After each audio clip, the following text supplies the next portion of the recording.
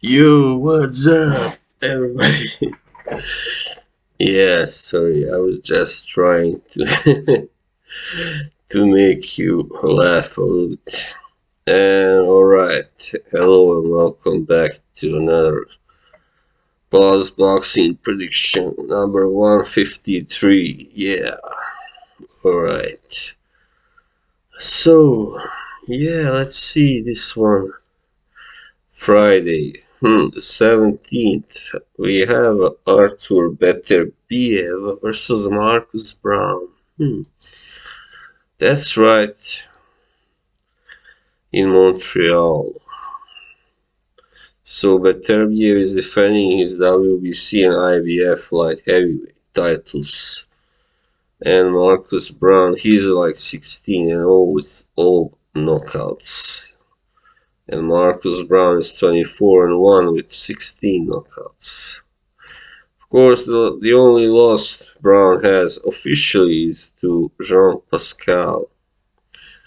Yeah, who beat him by a technical decision when he was down 3 times. It was the first, well, not the first time, but he was exposed actually before that against Raduje Kalajic. Yeah, but he got a rotten decision in that fight. So, Brown, he's a capable fighter, but he's got his chink in his armor, of course. And, yeah, I mean, he can punch and all that. He can box, I guess, too. But he's far from infallible. And, yeah. I saw that fight. He was actually doing pretty well apart from those 3 knockdowns. And he was actually more or less outboxing Pascal, who was of course past his best. But yeah, he's not so consistent, this guy Brown, and he of course can be dropped. And if Pascal was able to drop him 3 times, then Beterbiev should be able to knock him out, right? That's the general perception, the general impression.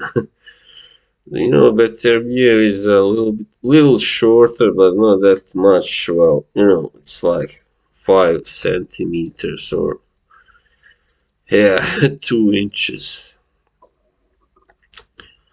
Yeah. I didn't know actually that Beterbiev is 36 already. Wow. So he doesn't have much more time, left before his prime is over. So he should, really concentrate. I guess this is good. He's now taking on a higher level fighter, which is Brown. And after that, we hope to see him fight somebody like either Dimitri Bivol or Joe Smith Jr. Yeah, or someone like that. Anyway. So basically how I see this going down. Of course, you know, uh, one guy only came close to lasting 12 rounds against Beterbiev. That was Enrico Curling, but he was knocked out in 12th round. Yeah, so I can see maybe Brown even lasting the distance, but I don't see him winning. That's for sure. Yeah, and both guys were inactive in last year, so that's about equal. The level of activity.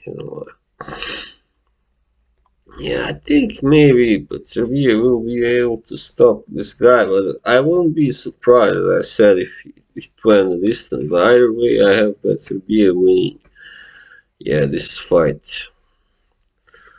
Yeah, it's a little bit hard to say, but yeah, I mean, his last fight went 10 rounds, and the one before that was against Gvozdik, so yeah. And then the last fight was against Adam Dainas from Russia, based in Germany, who, well, he's not exactly a world-class fighter. So maybe, this might be a closer fight than people expect actually. So in hindsight, uh, with that in hindsight, I'd say maybe the more likely outcome is that Beterbiev wins on points. Actually, that's right. All right. Then we move on to Israel Madrimu versus Michel Soro. Yeah, this is also a rather interesting fight. You know, Michel Soro now has been fighting for a while. Yeah, for 13 years, and he didn't quite get, you know, as far as he himself would have hoped, I'm sure, but he did. I mean, score a few good wins, and by knockout, and he stopped Glenn Tapia the fourth round, and he lost to by Sanguro. That was his first loss, of course, on points, but he has never been stopped. And he also lost to Brian Carlos Castaño. That was a close fight, split decision. So, you know, after that, he's been mostly fighting subpar opponents, and the only non-subpar name I see is Cedric Vitu, who's actually past his prime, you know, when they fought. And yeah, he stopped Vitu in fifth round. Soro is definitely the harder puncher, I would say, of these two guys. Even though Madrimu has stopped Alejandro Barrera in 5 rounds. Norberto Gonzalez. Yeah, I mean, a few guys who I have heard of, vaguely, actually, before. But I guess he's not maybe a dynamite puncher. And yeah, but he's fighting at home, and he's slightly shorter by 2 inches. But that also should not play much difference. He's the fresher man, definitely. I don't know. Yeah, he's of course, the younger man as well. So that should be a decisive factor if Soro fails to put him away, like in the first half or something. Then Madrimo will come back and, you know, most likely snatch the decision. So another fight is likely to go on points to end like that, yeah, I think. And Soro, I guess his only chance of winning is by knockout, and that can well happen, But he hasn't fought now since 2019, so I don't know about his shape, And he's a very good, I mean, rather underrated fighter. So anyway, my prediction is that Madrimo wins on points. Alright, what else do we have now? Of course, we have uh, Joseph Parker versus Derek Chisora 2. Wow, yeah. hmm. Well, that fight, those guys, they are just true. I mean, they are both very tough guys, strong physically and all that.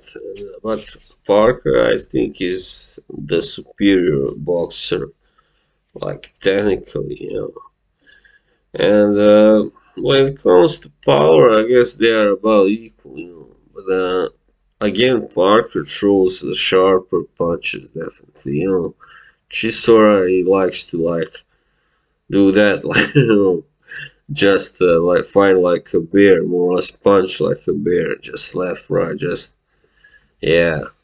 And Parker is more economical with his punches usually. He picks his punches more better and can land those overhand rights and uppercuts well, and yeah, what not. Yeah, in the last fight, he was really, he didn't start that well. He was a little cautious, but he was knocked down briefly in the first round. But then when he picked up pace, he really started to score with his punches really well. And but Chisora has that chin, he doesn't. He can only be knocked out by the hardest punches, of course.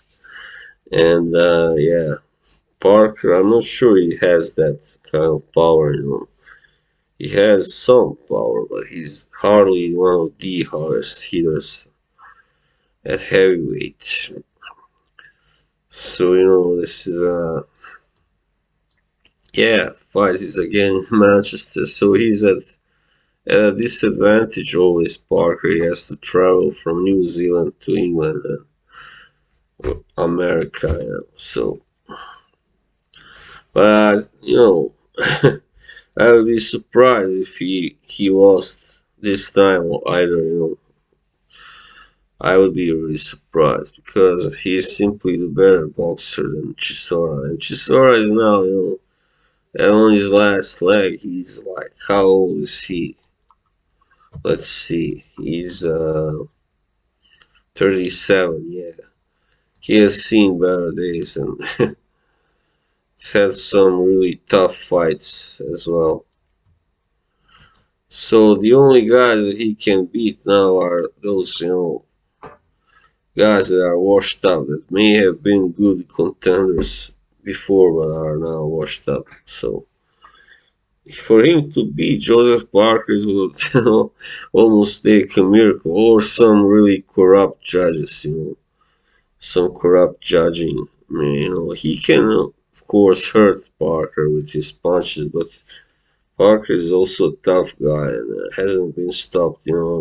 He's been down twice against White, who hits harder, of course, than Chisora.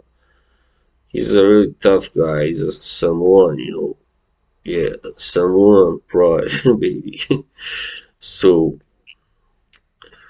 yeah, that's for sure. It would be really, but you never know with those judges. They have had some atrocious scorecards over there in Britain. Also, a lot of draws which shouldn't have been draws, and all that stuff. So I think this time Parker will also win. I don't know if it will be a split decision, unanimous decision, or whatever. As I said, he doesn't really. He will have to really, really, really put his foot on the gas from the start to the finish to be able to stop Chisora. Maybe I can see a corner retirement after like 10 rounds or something happening, but you know that's the B B plan, the B version. I see the A version is that it goes to the points. Yeah. All right. So that was it for this time. Thank you all who follow and watch me once again. And bye bye for now.